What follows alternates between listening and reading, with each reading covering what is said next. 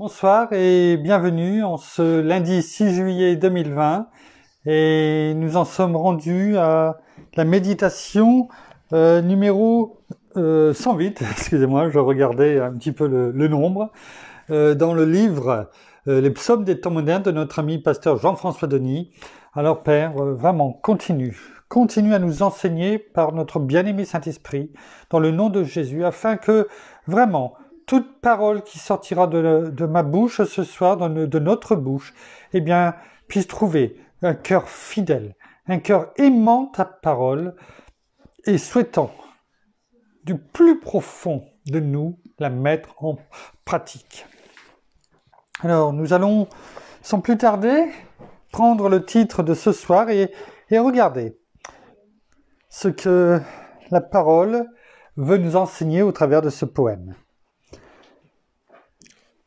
Ta grandeur, ô Dieu, ta grandeur, ô Dieu, s'élève jusqu'aux cieux.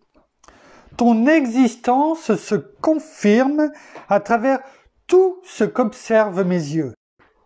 Depuis toute éternité, tu es, et ton esprit se meut depuis toujours. C'est pourquoi, de tout mon cœur, je ne cesserai de te louer toutes les nuits et tous les jours. Tu es l'auteur de cette terre, tu es le fondateur de tout notre univers. De tes mains, tu forgeas chacune des galaxies. De ton souffle, tu m'insufflas la vie. De tes doigts, dans le ciel, tu fixas la lune et tu plaças avec attention chacune des étoiles.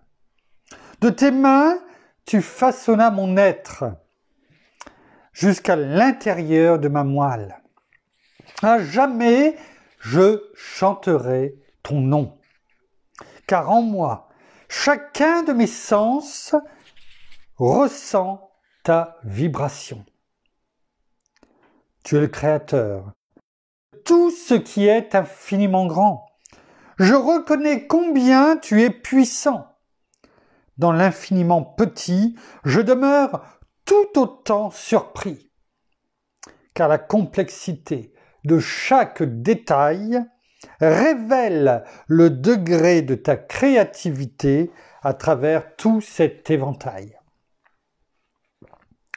Avant même que tout le cosmos ne vienne à existence. Excusez-moi. La grandeur de Dieu, ce souffle divin m'a fait éternuer. Excusez-moi. Et à mon avis, ça risque d'arriver encore avant la fin. Excusez-moi. Je vais juste reprendre la phrase. Avant même que tout le cosmos ne vienne à existence, tu étais l'essence même derrière toute cette science. Depuis la fondation de ce monde, tu ne cesses de démontrer à ta création combien ton amour envers elle est profond. Par la puissance de ce que tu as déclaré, ce qui n'existait pas s'est mis à exister. Oh, combien ce matin je me sens rassuré de savoir qu'un Dieu si grand a su pour moi tout abandonner, afin de venir me chercher et me trouver là où je m'étais caché pour me sauver de tous mes péchés. Je t'aime, Dieu d'éternité. Oh, merci Père, merci Seigneur, merci bien-aimé Saint-Esprit encore pour ce poème qui retrace assez rapidement, certes, mais la création, notre création, et combien nous sommes comme Adam, une fois qu'il avait péché, à nous cacher, car nous savions que nous avions péché, mais par ton grand amour, eh bien, tu es venu nous chercher. Oh, tu nous as retrouvés de façon assez simple et très rapidement, et tu nous as pardonnés et attirés à toi par des cordages d'amour, afin de nous sauver par Jésus-Christ notre Seigneur. Ouais, et de nous donner, au nom de Jésus, ce consolateur qui aujourd'hui, ce soir, nous enseigne. À toi toute la gloire, Père, dans le nom de Jésus. Merci, bien-aimé Saint-Esprit. Alors, Pasteur Jean-François nous laisse 2 références ce soir qui se trouvent dans Deutéronome, chapitre 3 et verset 24, et dans le psaume 71, versets 19 à 24. Alors, nous allons les prendre ce soir. Merci. Nous allons...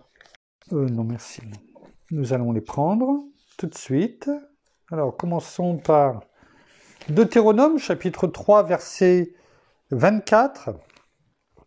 Il est écrit « Seigneur éternel » Voilà, c'est bien ça, oui. « Seigneur éternel, tu as commencé à montrer à ton serviteur ta grandeur et ta main puissante. Car quel Dieu y a-t-il au ciel et sur la terre qui puisse imiter tes œuvres et tes hauts faits ?»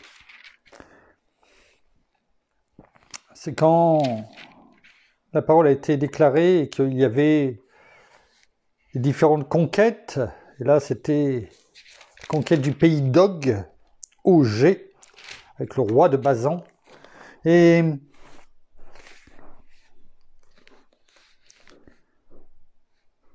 la parole dit qu'elle a montré à son serviteur.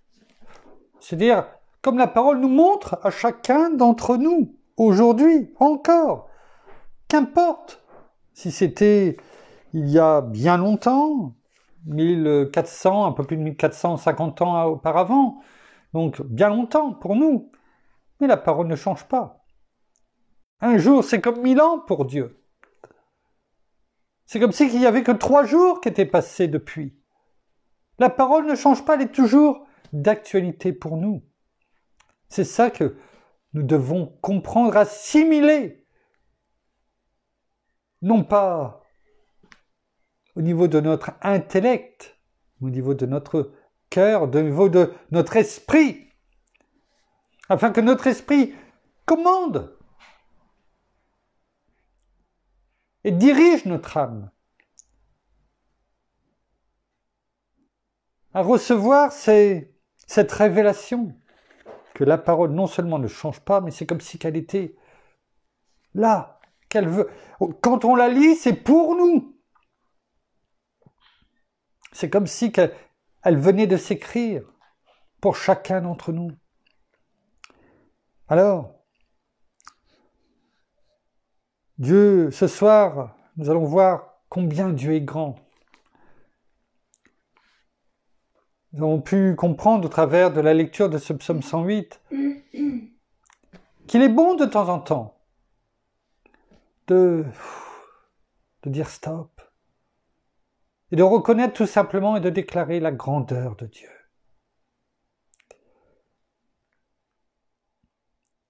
Il est venu nous chercher et il n'avait pas besoin de nous. Il peut tout faire sans nous, mais dans sa grande bonté. Il nous a fait de peu inférieurs à lui. Et il nous a donné toute autorité sur ses œuvres, sur les œuvres de ses mains. C'est ce qu'on retrouve dans le psaume 8. Et combien il est bon de s'arrêter et de voir combien il est grand. Et que ce Dieu si grand, notre Père, oui, nous servons un Dieu qui est immensément grand, que même en prenant tous les mots que nous pourrions connaître, nous n'arriverions même pas à l'atteindre, tellement il est grand. Et c'est lui qui est au-dessus de nous, c'est notre Père. Il nous a adoptés. Comment pouvons-nous encore craindre quoi que ce soit en ayant un Père si grand, où tout dans l'univers a été mis en place comme un horloger minutieux. Nous qui sommes à côté de Besançon, capitale de l'horlogerie, et l'horlogerie minutieuse, ancienne, avec un circuit, enfin je ne sais pas comment on appelle, comment ça s'appelle, mais des rouages, des engrenages, etc. Formidable. Et là, c'est pareil dans tout l'univers. Rien n'a été fait au hasard et n'a été mis au hasard. Au millimètre près, les choses ont été placées. Afin que nous, sur la terre, mais que nous puissions vivre sans qu'il y ait des choses qui, chaque jour, contrairement à d'autres endroits, eh bien, sont percutées. Même les plus grands scientifiques reconnaissent que ils emploient pour certains qu'un grand horloger a mis tout en place, que ce n'est pas possible autrement. Et plus la technologie avance et plus ils peuvent voir loin les galaxies dont on a parlé, il y en a des milliards, plus ils se disent ce n'est pas possible autrement, que tout soit orchestré de façon si minutieuse. Tout. Et beaucoup ne comprennent pas. Alors, certains osent, dans le monde scientifique, dire Dieu existe. D'autres parlent comme si il n'existait pas, mais intérieurement, ils sont, interpellés et parlent comme si qu'il existait sans le dire. C'est comme ceux qui se disent athées et qui disent « Je ne crois pas en Dieu ». Mais si tu es athée, alors pourquoi tu le dis? Hein? Alors, ce soir, nous allons voir la parole qui est là et qui afin que nous puissions voir la grandeur de Dieu. Alors, la deuxième référence qui se trouve dans le psaume 71, psaume 71, au verset 19 à 24. Il est écrit « Et ta justice, ô Dieu, atteint les sommets, car tu as accompli de grandes choses. Dieu, qui est semblable à toi ?» On peut déjà répondre personne.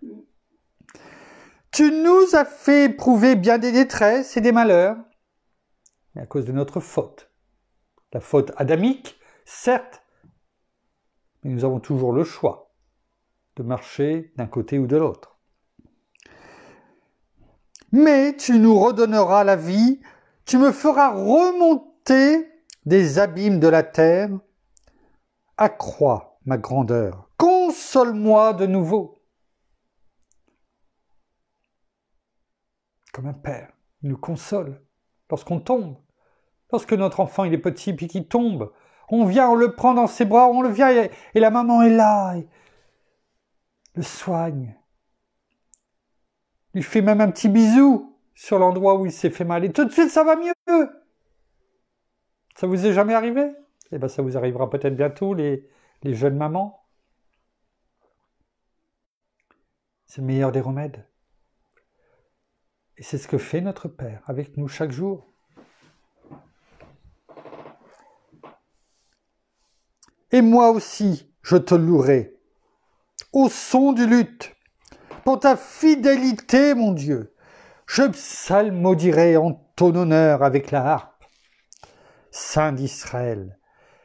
Mes lèvres t'acclameront quand je psalmodierai en ton honneur, ainsi que mon âme que tu as libérée. Notre âme a été libérée. L'âme, siège, je le redis, à force, on le saura par cœur, l'âme, siège de nos pensées, de nos émotions, de notre volonté. Il est bon que notre âme soit libérée et soit tout à fait et entièrement soumise à notre esprit.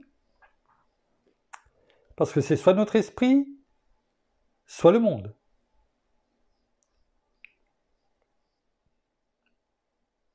C'est ça le combat. C'est dans cet endroit qu'il se passe. On l'a déjà vu.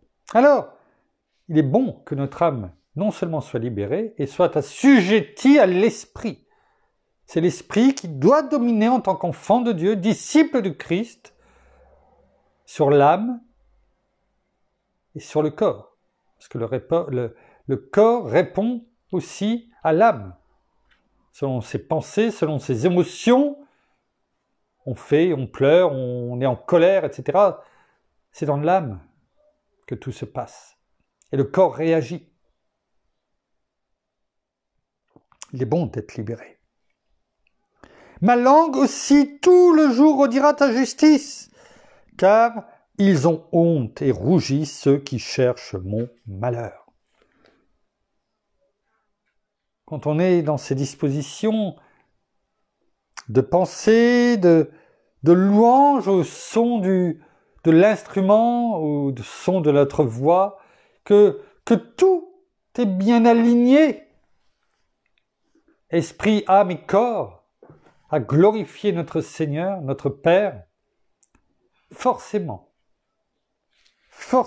cela a des répercussions positives sur ceux qui cherchent notre malheur. Parce qu'ils voient. Et on en a parlé suffisamment avec beaucoup d'exemples. Dans toutes différentes époques. Combien ceux qui étaient bien alignés, bien été gardés, préservés. Combien l'ennemi a pu voir la justice de Dieu. Sa justice, sa grandeur. Alors oui, il est bon de voir comment la parole parle. Et on en a parlé tout à l'heure, du doigt de Dieu. D'un doigt, d'un mouvement du doigt, il place toute chose. Et il déplace également toute chose. Il écrit l'histoire, notre histoire. Il écrit les temps. Et quand il écrit, la chose arrive. Voyons ce qui est écrit dans, par exemple, Exode, chapitre 8, au verset 15. Alors les magiciens dirent, c'est le doigt de Dieu. Le cœur du Pharaon s'endurcit et il n'écouta pas Moïse et Aaron comme l'avait dit l'Éternel. C'est lors de la 3e plaie d'Égypte avec les moustiques et même les magiciens qui avaient déjà réussi à faire les bâtons transformés en serpents avant que le bâton transformé en serpent de Moïse, mange les serpents des magiciens. À la 3e plaie, les magiciens reconnaissent que déjà c'est le doigt de Dieu. Le doigt de Dieu, l'intervention divine. Par cette reconnaissance, déjà, cela sous-entend qu'ils commencent à avoir peur, à craindre. Pour eux, le Dieu de Moïse et de Aaron, des Israélites, notre Père. Dans Exode, chapitre 31, au verset 18, il est écrit, et là, vous allez tout de suite reconnaître le passage. Lorsque l'Éternel eut achevé de parler à Moïse sur le mont Sinaï, il lui donna les 2 tables du témoignage. Tables de pierre écrites du doigt de Dieu. ce qui est écrit du doigt de Dieu demeure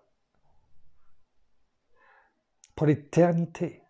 Même si nous sommes dans une nouvelle alliance, nous l'avons déjà médité, cela ne veut pas dire que les anciens commandements ont été abolis.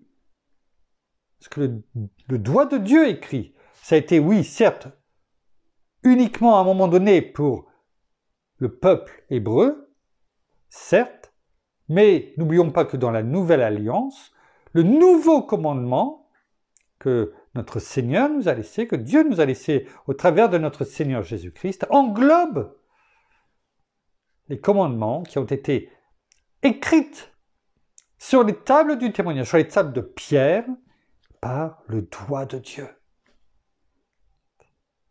Gloire à toi, Père. Gloire à toi. Dans le livre des psaumes,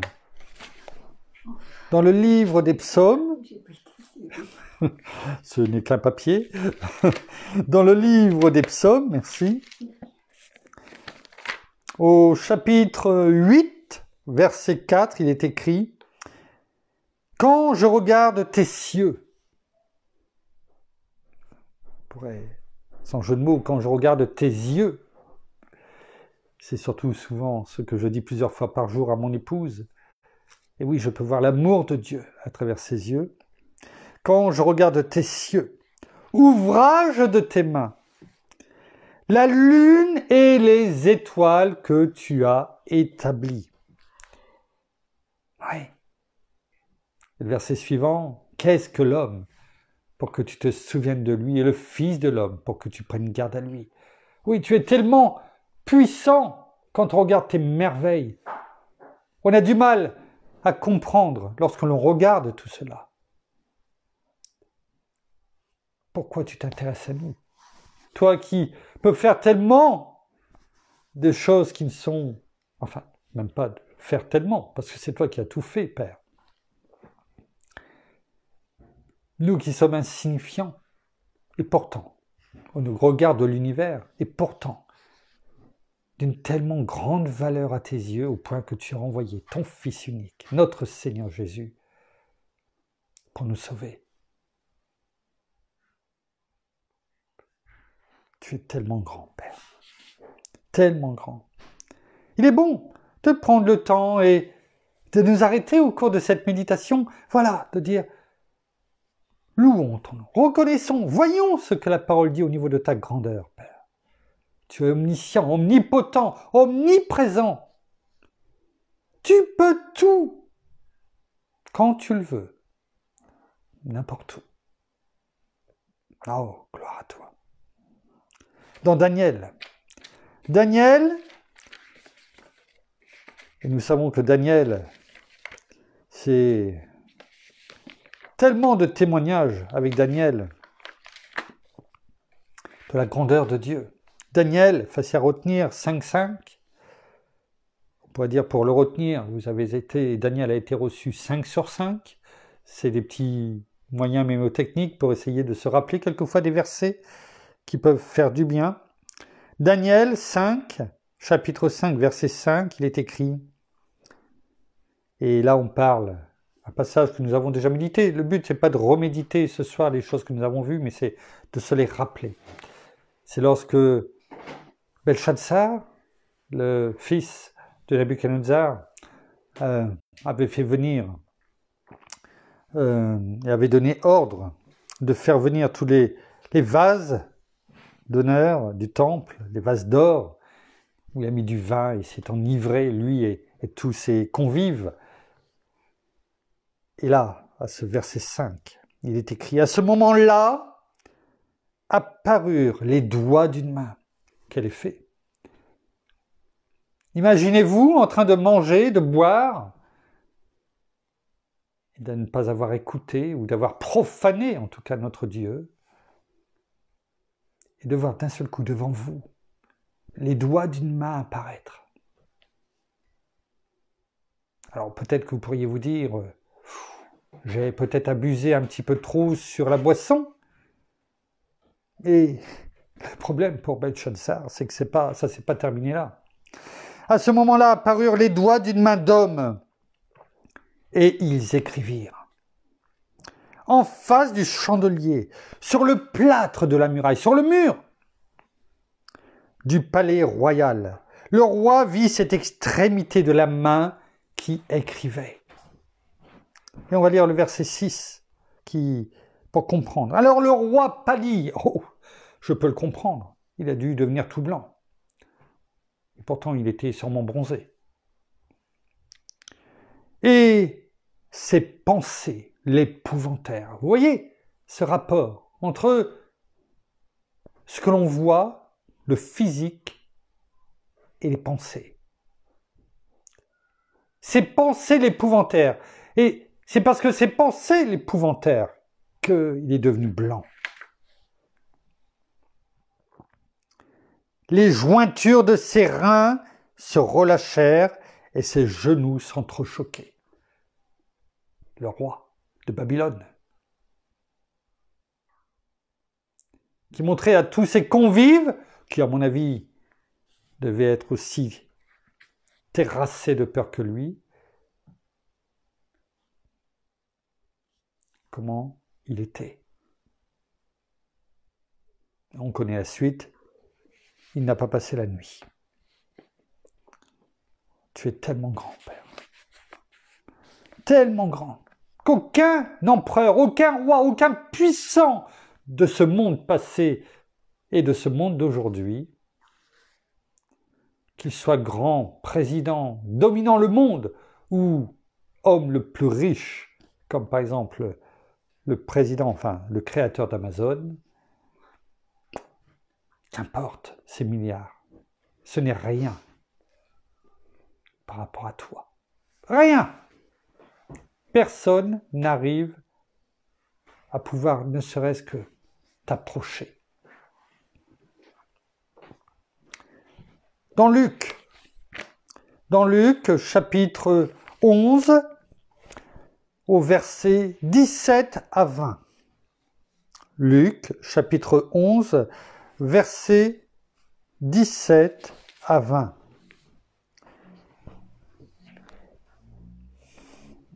C'est lors de la guérison d'un démoniaque muet, du démoniaque muet. Il est écrit, et c'est notre Seigneur Jésus qui va parler lui-même. Comme il connaissait leurs pensées, il leur dit,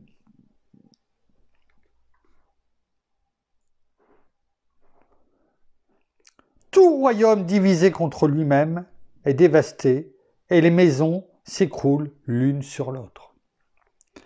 Si donc Satan est divisé contre lui-même, parce qu'on avait dit à Jésus que c'était tous ces miracles, toutes ces délivrances qu'il faisait, c'était l'œuvre de Satan.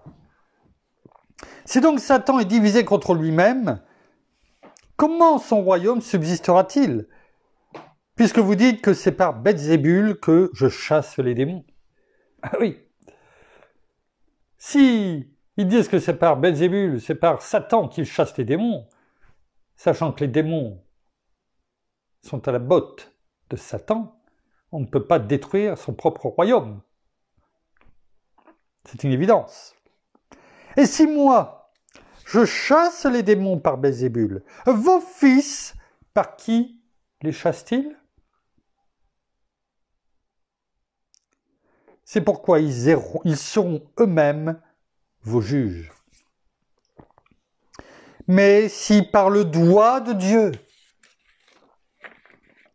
mais si c'est par le doigt de Dieu, que moi je chasse les démons, le royaume de Dieu est donc parvenu jusqu'à vous. Et ça leur a fait peur. Ça leur a fait peur au point d'aller jusqu'à crucifier notre Seigneur. Ils perdaient tout. Ils étaient plus attachés au monde qu'au royaume de Dieu, pourtant qu'ils attendaient. Et lorsqu'il s'est présenté, ils l'ont rejeté. Tellement ils étaient attirés par le monde, l'argent, le pouvoir, comme encore aujourd'hui. Voyons maintenant, et parlons dans la parole, et voyons la perfection de Dieu. Retournons dans Deutéronome, chapitre 32, au verset 4. Après avoir vu le doigt de Dieu, voyons maintenant sa perfection. Il est écrit, « Il reçut l'or de leurs mains, le façonna avec le burin, et fit un veau en métal fondu, puis ils dirent,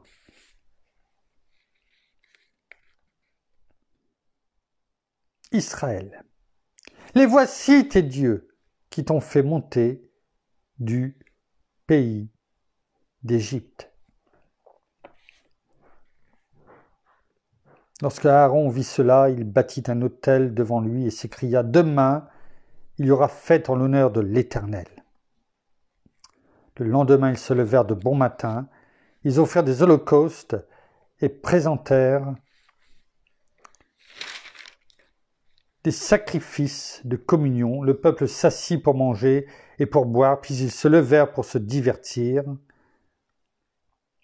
L'Éternel dit à Moïse, « Va, descends, car ton peuple que tu as fait monter du pays d'Égypte s'est corrompu. » La perfection de Dieu ne se fait pas et ne se trouve pas dans un veau d'or.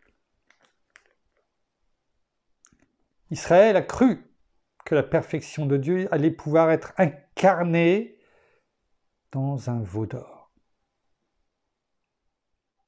Oh combien ils l'ont regretté.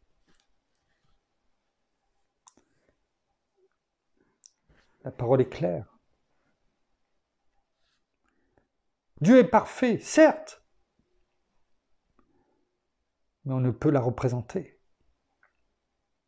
Alors, quand on voit toutes les répliques, les reliques qui sont faites, ces statues d'or, d'argile, qu'importe, de bois,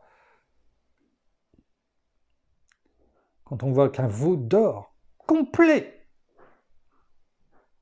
a été écrasé, n'a pas plu à l'Éternel, combien tout ce que l'on voit aujourd'hui fleurir doit lui déplaire. Comme il a dit, « Lève-toi, Moïse. Va, descends, car ton peuple que tu as fait monter du pays d'Égypte s'est corrompu. » Combien se sont corrompus encore aujourd'hui?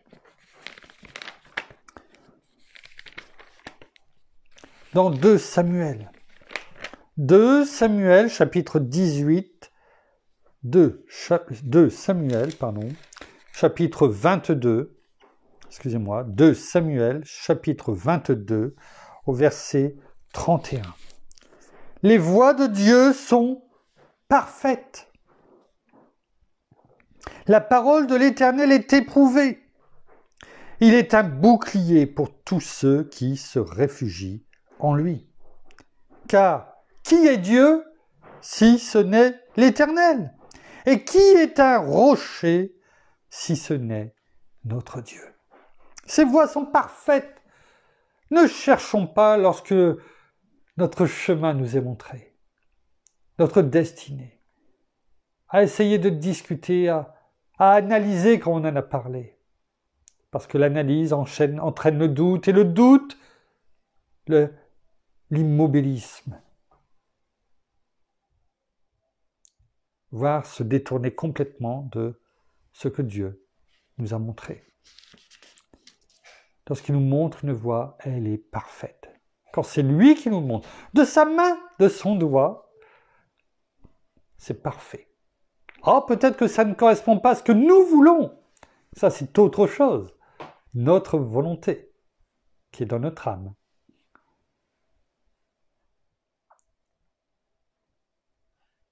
Mais les voies de Dieu sont parfaites. Psaume 18. Psaume 18, au verset 31. Il est écrit, « Les voies de Dieu sont parfaites. » Vous voyez? On le reprend. Dans le psaume 18, regardez pratiquement mot à mot. « Les voies de Dieu sont parfaites, la parole de l'Éternel est éprouvée. » Je dirais même que c'est mot à mot. « Il est un bouclier pour tous ceux qui se réfugient en lui.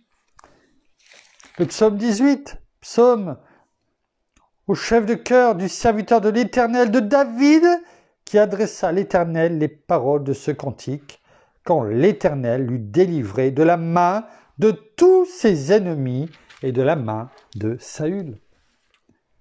Voilà quel est notre Dieu. Il nous délivre à partir du moment où nous savons reconnaître qui il est, que nous l'aimons pour qui il est et non pas pour ce qu'il nous donne.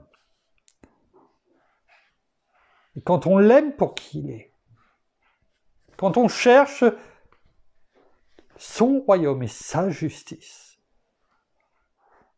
en premier, eh bien, on peut dire comme David, tout le reste est donné par-dessus.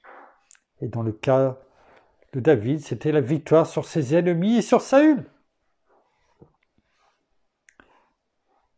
Apprenons, venons, au travers de ce que nous avons vu aujourd'hui, reconnaître la grandeur de Dieu et son amour pour nous, au travers de tout ce qu'il nous a donné dans l'univers.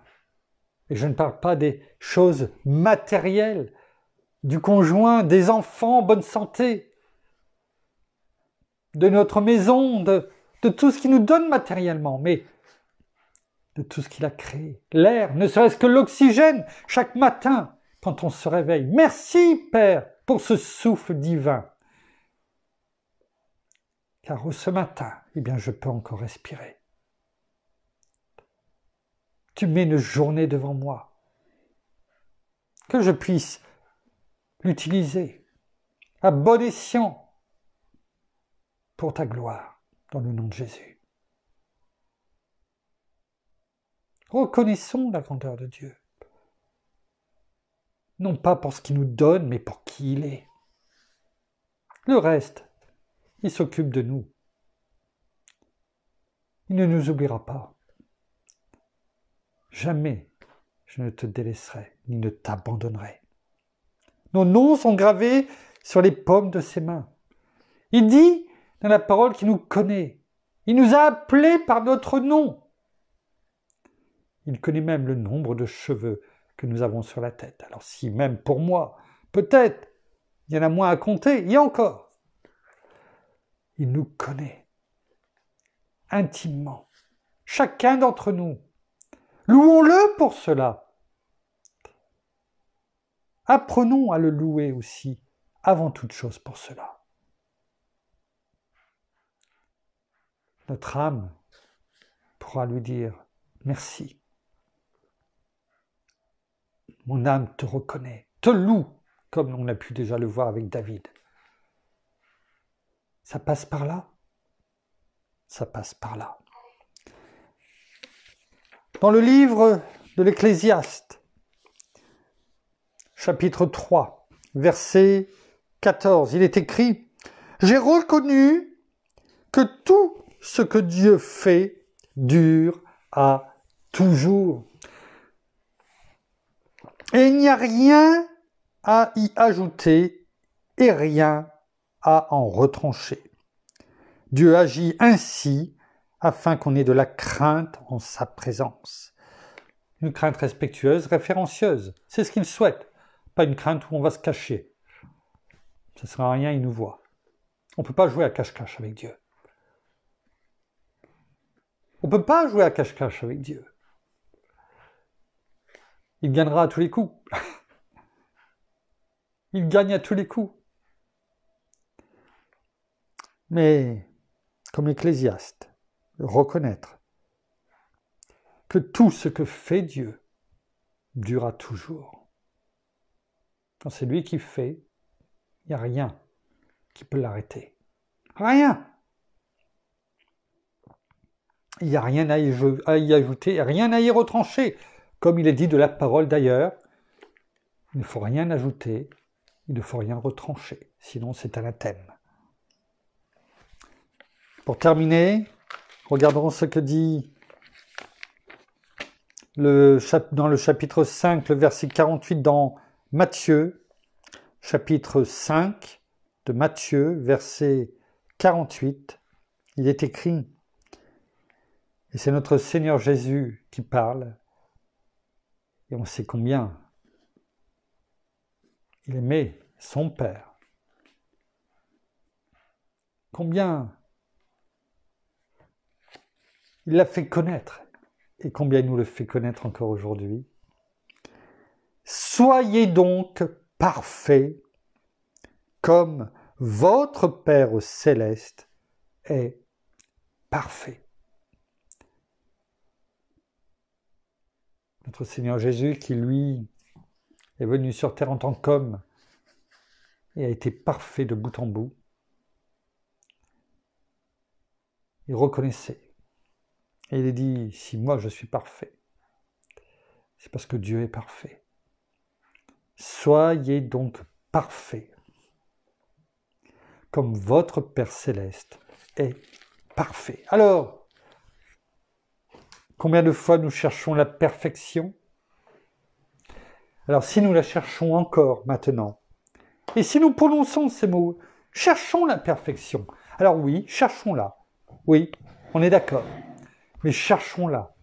Avant tout pour qu'elle glorifie notre Père dans le nom de Jésus, parce que Dieu est parfait, notre Père est parfait, et que ce que nous voulons faire, c'est tout simplement pour que sa gloire soit manifestée dans notre vie, et que sa gloire, au travers de ce que nous avons recherché comme perfection, soit un témoignage puissant pour dire « Père, je cherche en tout cas la perfection pour que ta gloire soit manifestée et que je sois un témoignage de bonne odeur pour toi. » Merci Père, merci Seigneur, merci bien-aimé Saint-Esprit. Nous terminons par la prière.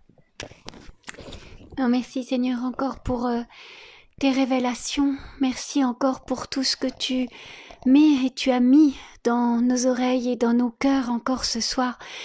Merci encore pour ce moment de partage où nous pouvons nous retrouver et vraiment apprendre toutes ces choses et que tu puisses vraiment nous guider, bien-aimé Saint-Esprit. Alors oui, nous avons vu combien, Père, tu étais grand et puissant, toi le créateur de toutes choses, de l'univers, de la terre, de l'homme et de tout ce qui s'y trouve. Oui, comme nous l'avons entendu, même l'air, l'oxygène, l'eau, l'herbe, les fleurs, tout, et nous devons nous émerveiller de tout cela, de tout ce que tu as créé, de toutes ces merveilles. Oui, jamais nous ne lasserons de proclamer tes louanges, de proclamer tout ce que tu as fait pour nous, mais aussi pour la terre. Alors oui, nous voulons encore te rendre gloire, t'honorer et voir encore la grandeur et ta magnificence. Oui, Seigneur, nous voyons, Seigneur Jésus, combien tu aimes notre Père. Et nous aussi, nous devons l'aimer comme il nous aime et apprendre chaque jour à être parfait. Nous avons entendu tout à l'heure parler de perfection. Oh non, nous ne sommes pas parfaits. Nous ne pouvons l'être simplement qu'avec toi et en toi, afin vraiment de pouvoir être parfait comme toi, Seigneur Jésus, comme toi, Père. Nous recherchons cette perfection, mais pas humaine. La perfection que nous voulons avoir pour toi, pour être parfait à tes yeux. Car oui, l'homme n'est pas parfait, la femme n'est pas parfaite. Nous avons tant de choses à remettre et à te remettre, afin d'être trouvés justes et parfaits devant toi, mais nous ne pouvons l'être que par notre Seigneur Jésus-Christ. Alors oui, nous voyons ta main puissante, ton doigt, tout ce que tu as fait et que tu continues de faire dans la vie de chacun. Et je veux encore, Père, te remercier pour tout ce que tu mets dans nos vies, pour tout ce que tu as agi, pour tes bénédictions, pour tout ce que tu as permis ces jours-ci, tout ce que tu nous as donné et que tu continue de nous donner. Alors sachons simplement te remercier aussi pour ton intervention dans nos vies, pour ton amour. Merci parce que non, nous ne les voyons pas, tes bras d'amour, mais nous pouvons le sentir, nous pouvons nous être rassurés avec ces bras qui nous entourent, avec toute ton affection, avec tout cet amour. Alors oui, merci Père, merci Seigneur Jésus, merci bien-aimé Saint-Esprit, et nous voulons encore vraiment te dire, oui, nous t'aimons Père, nous t'aimons Seigneur Jésus, nous t'aimons bien-aimé Saint-Esprit, toi qui fais partie de notre vie, dans le nom de Jésus. Amen. Voilà, ainsi s'achève la méditation de ce soir. Nous vous aimons, nous vous bénissons de toutes les bénédictions spirituelles dans les lieux célestes en Christ. Nous vous souhaitons une très très bonne soirée. Nous, nous saluons aussi nos amis là-bas au Québec, au Canada, en tout cas, et nous vous donnons rendez-vous demain au même endroit, à la même heure. En attendant, passez une bonne soirée, une bonne nuit. À demain, soyez abondamment bénis. Au revoir.